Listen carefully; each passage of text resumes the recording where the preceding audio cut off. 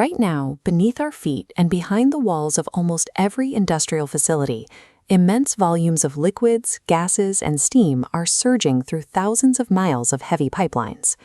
If engineers can't measure exactly how much of that material is moving at any given second, the entire system degrades.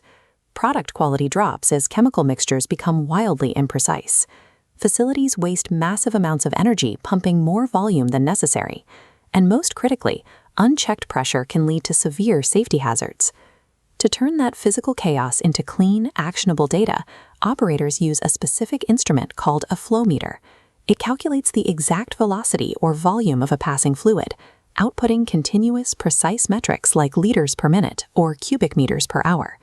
With those precise numbers, facilities can finally see into the dark. They can automate complex chemical processes, pinpoint exactly where a leak is occurring across a sprawling network, and strictly manage their raw material inventory down to the last drop. You cannot operate an industrial facility at scale without maintaining microscopic control over what moves through its veins.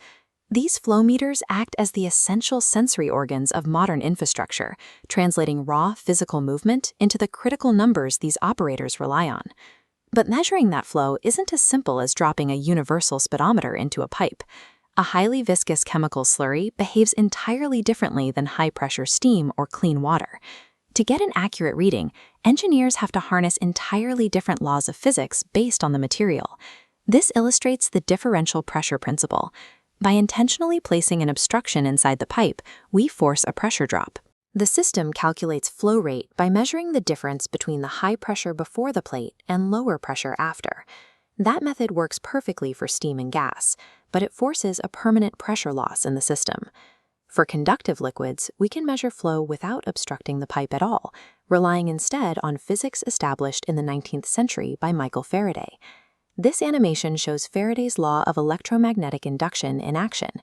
When a conductive fluid, like water, flows through an applied magnetic field, it generates a voltage.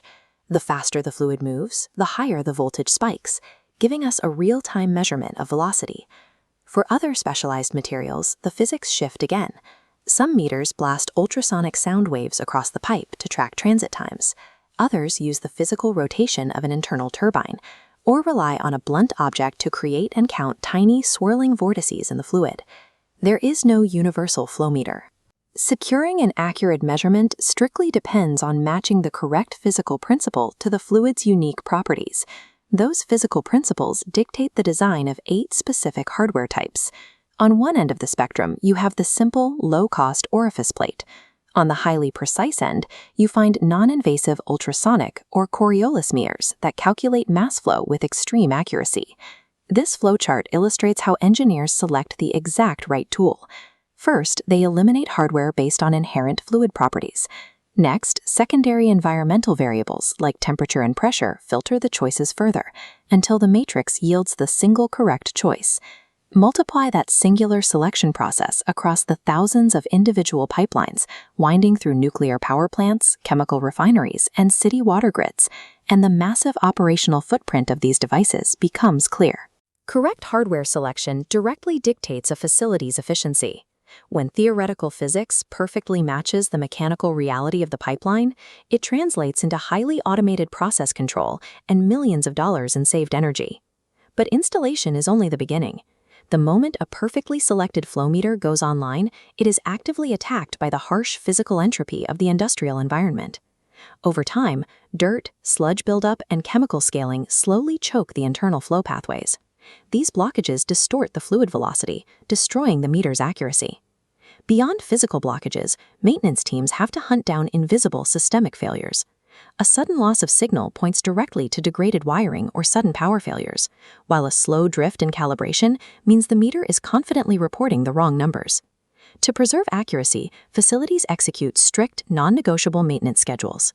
Technicians routinely scrub sensors and electrodes clean, meticulously verify electrical transmitter configurations, and perform baseline recalibrations to ensure the data is honest. Flow meters aren't install-and-forget hardware. They are highly sensitive instruments requiring active human stewardship. Keeping these sensors clean and calibrated is what ensures the safe, continuous operation of modern civilization's most critical systems. Welcome to Maintenance Knowledge Hub. Learn maintenance skills. Explore engineering knowledge. Master troubleshooting techniques. Learn,